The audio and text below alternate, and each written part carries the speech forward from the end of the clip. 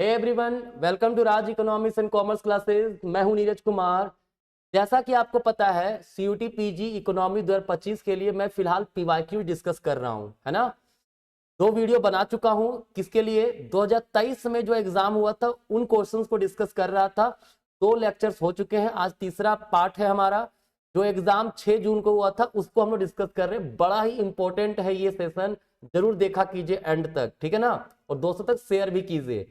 आगे बढ़ो उसके पहले मैं बता दूं, अभी फिलहाल 50% ऑफ चल रहा है इकोनॉमिक्स के सभी कोर्सेज पे। होली धमाका ऑफर चल रहा है। तो अगर आपको इस ऑफर का बेनिफिट लेना है तो इस नंबर पे आप हमें कांटेक्ट कर सकते हैं, या फिर प्ले स्टोर से जाकर के राज इकोनॉमिक्स RECC हमारा मोबाइल एप्लीकेशन आप डाउनलोड कीजिए, ठीक है ना। तो चलिए हम लोग आज का आगे का क्वेश्चन देखते हैं। तो देखिए क्वेश्चन नंबर 56 है। क्या है 56 नंबर भाई? मैच करना है। चलिए मैच करते हैं। कहता है कुर्नो नैश इक्विलिब्रियम। आपको पता होगा कुर्नो मॉडल जो था ना, वो किससे रिलेटेड है वो देखना है। तो इसमें देखिए नॉन कोल्यूसिव से रिलेटेड है, ठीक है। फिर हमारा है स्टेकलबर्ग मॉडल। देखो स्टेकलबर्ग मॉडल कहता क्या है ना, जो फर्स्ट मूवर होता है, जो पहले डिसीजन लेता है, उसको फायदा होता है। तो ऑप्शन हमारा 3 होगा। मतलब पहला का 2, दूसरा का 3। देख लो तो पहले का ऑप्शन है क्या? हाँ ऑप्शन है ना 4 नंबर, तो यही हमारा आंसर होगा। बाकी मैच कर लेते हैं। King demand model curve price rigidity से रिलेटेड है, बिल्कुल। ये प्राइस रिजिडिटी की बात करती है, आपको याद होगा किंग मॉडल है ना, कर्व इसका ऐसा होता था। किंग पॉइंट के ऊपर इलास्टिक डिमांड, किंग पॉइंट के नीचे इन इलास्टिक डिमांड।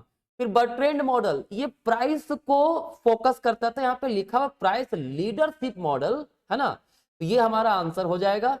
तो इसका 4 हो गया। 2 3 4 1, 2 3 4 1 ऑप्शन नंबर 4 में है, ठीक है। चलिए देखो, जब भी मैच करने वाला क्वेश्चन रहेगा ये जरूर ध्यान दीजिएगा। 1-2 क्वेश्चन मैच किया ना तो ठीक है, बना दीजिएगा, ठीक है। क्वेश्चन नंबर अब हमारा 57 है। क्या है? इसमें मैच करना है। क्या रहा है? Phillips curve. फिलिप्स कर्व क्या बताता है? ट्रेड ऑफ बताता है किसके बीच में? इन्फ्लेशन और अनएम्प्लॉयमेंट के बीच में। ऑप्शन है 3 में है, तो 3 नंबर हो गया हमारा। वर्टिकल एएस, वर्टिकल एएस क्या बताता है भाई? देखो वर्टिकल एएस बताता है, ठीक है, कि किसी प्रकार का आउटपुट वगैरह में चेंजेस नहीं होगा। मतलब लॉन्ग रन में जो ट्रेड ऑफ होता है ना, इन्फ्लेशन अनएम्प्लॉयमेंट, वो नहीं रहता है, ठीक है। तो ऑप्शन 4 हो जाएगा इसका answer. No long run trade off between unemployment and inflation, ठीक है। फिर है हमारे पास, देखो 3 4 कहीं है क्या? 3 4 देखो 2, तो ये ऑप्शन हट गया, ये ऑप्शन हट गया। अब बचा हमारे पास क्या है? रिकार्डियन इक्विवेलेंस है, और हमारे पास है golden rule level of saving. देखो golden rule level of saving कहता है consumption per capita maximum at the steady point, ठीक है। ये किसकी बात करता है? कंजम्पशन पर कैपिटा जो होता है वो मैक्सिमम होता है कब? At a steady state. तो ऑप्शन इसका 1 हो जाएगा। रिकार्डियन इक्विवेलेंस आपको पता होगा, ये कहता है debt financing by bond issue, है ना। कहता है जब सरकार जो है ना, जब बोरो करती है स्पेंडिंग को मेंटेन करने के, तो लोग सोचते हैं इन फ्यूचर में सरकार टैक्सेशन बढ़ा सकती है, ठीक है। अभी पोस्टपोन कर दे रही है बट बढ़ाएगी बाद में टैक्सेशन, ठीक है। बर्डन उसी पे आएगा। तो हो जाएगा 3 4 1 2, 3 4 1 2 ऑप्शन नंबर 2 में है ऐसा। तो सही हमारा आंसर हो गया 2। चलिए नेक्स्ट क्वेश्चन क्या कहता है भाई? फिर से मैच करना है। चलिए देखिए देखो आयुष्मान भारत आपने शुरुआत से सुना है। आयुष्मान भारत क्या है? हेल्थ कवरेज देता है, तो इसका ऑप्शन 1 हो जाएगा। फिनांस कमीशन क्या है? एड्रेसिंग हॉरिजॉन्टल वर्टिकल इम्बैलेंसेस, है ना। वर्टिकल डिस्ट्रीब्यूशन कैसे करना, टैक्सेशन का हॉरिजॉन्टली कैसे करना, ये बताता है। तो कहीं देखो तो सी का 2 और डी का 1 है। सी का 2 डी का 1 ऑप्शन नंबर सिर्फ 2 में है ऐसा, ठीक है। तो क्या क्या कह रहा है? कॉर्पोरेट इंसॉल्वेंसी रिजोल्यूशन प्रोसेस, है ना। ये नेशनल कंपनी लॉ ट्रिब्यूनल है, ठीक है। और नेशनली डिटरमाइंड कंट्रीब्यूशन, ये हमारा क्या है? ये रिडक्शन ऑफ कार्बन एमिशन से रिलेटेड है। तो ये 4 हो गया, ये हमारा 3 हो गया, ठीक है। 3 4 2 1 ऑप्शन नंबर देखिए 2 में आपका दिया हुआ है। मैच करने वाला वही देखिए, जो आपको पहले याद आ रहा हो पहले उसको सॉल्व कर लीजिए, ठीक है। चलिए 59 नंबर है। क्या कह रहा है? नेचुरल मोनोपोली के बारे में बताना है। कहता है when firms average cost of producing a good continuously declines a natural monopoly arises. बिल्कुल सही है, जब एवरेज कॉस्ट कंटिन्यूअसली डिक्लाइन करता है ना तो मोनोपोली वहां से अराइज होता है। Under natural monopoly economic profit are positive और ग्रेटर देन जीरो, नहीं निगेटिव भी तो हो सकता है, ठीक है। A market is a natural monopoly when a good is produced most economically by a single firm। बिल्कुल सही है ये भी। नेक्स्ट है natural monopoly follows marginal cost pricing at all time. नहीं, बिल्कुल नहीं, ठीक है। एवरेज कॉस्ट को भी देखता है, मार्केट को देखता है। ए और सी कहीं है, ए सी, ऑप्शन नंबर 3 में ए एंड सी ओनली, ठीक है। चलिए क्वेश्चन नंबर 60 है, कह रहा है ये कॉलोनियल इंडिया से रिलेटेड है। ये हिस्ट्री वाला सवाल थोड़ा डाल दिए, कोई बात नहीं, लैंड रेवेन्यू सेटलमेंट से है। देखते हैं क्या कहता है। ऑप्शन ए है Bengal and Bihar had permanent land revenue settlement, UP and Punjab had ryotwari system and Madras presidency had mahalwari system. All regions had the same land revenue settlement. ये तो गलत है। Bengal and Bihar had permanent settlement and UP had mahalwari system, ठीक है। उसके बाद क्या है, Bengal and Bihar had ryotwari system and Madras presidency had mahalwari system. UP and Punjab had mahalwari system and Deccan and Madras had ryotwari system. ये सही है।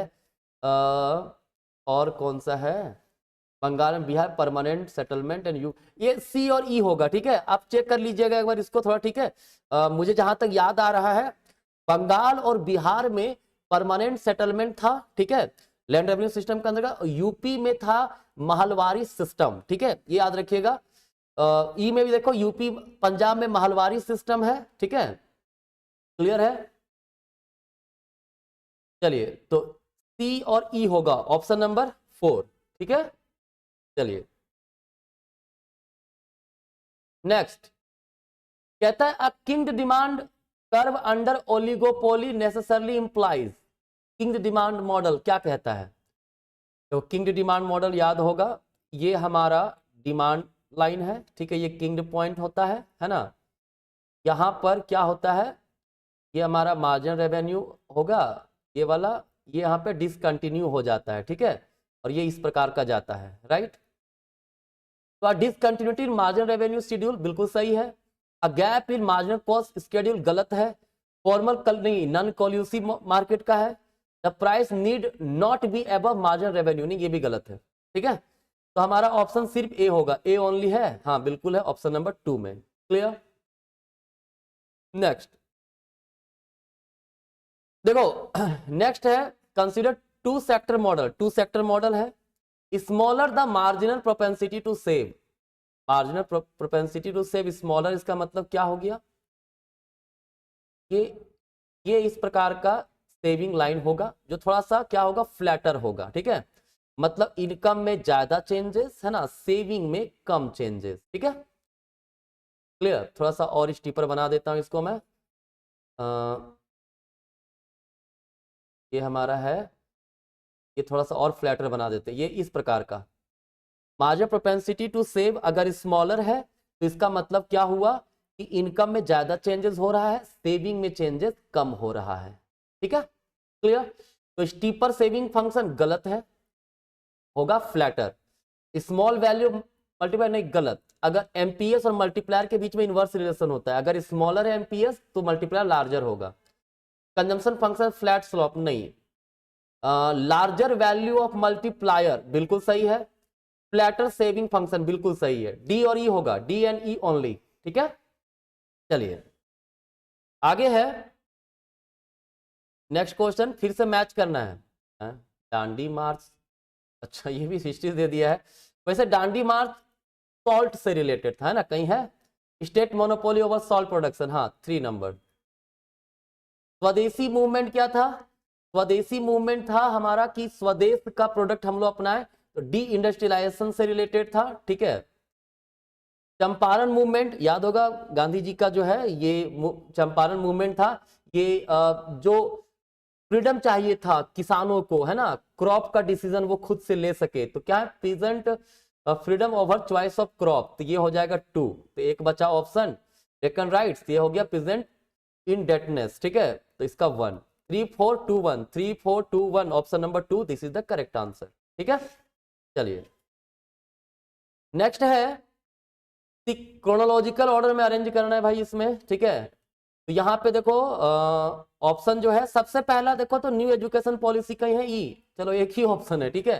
जितना भी इंसिडेंट हुआ है सबसे पहले यही हुआ है 1991 में, बाकी सब एशियन क्राइसिस हो चाहे ग्लोबल फाइनेंशियल क्राइसिस 8-9 का था ये, ठीक है, तो बाद में हुआ है। उसके बाद हमारा था ई के बाद हमारा आउटब्रेक, फिर लास्ट में आपका इसमें यूक्रेन रसिया यूक्रेन वॉर था, सबसे लास्ट में होगा, तो डी यहाँ बिल्कुल सही है। फिर हाँ ऑप्शन नंबर 1 ही होगा, है ना, ई ए सी बी डी, ठीक है। चलिए नेक्स्ट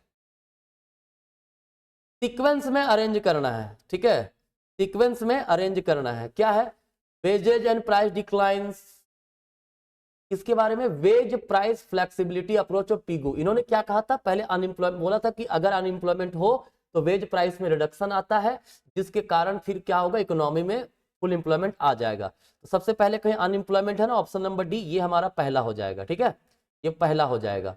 फिर वेज एंड प्राइस, जब अनएम्प्लॉयमेंट होगा तो क्या होगा, वेज एंड प्राइस डिक्लाइन करेगा, तो ये 2 हो जाएगा, ठीक है।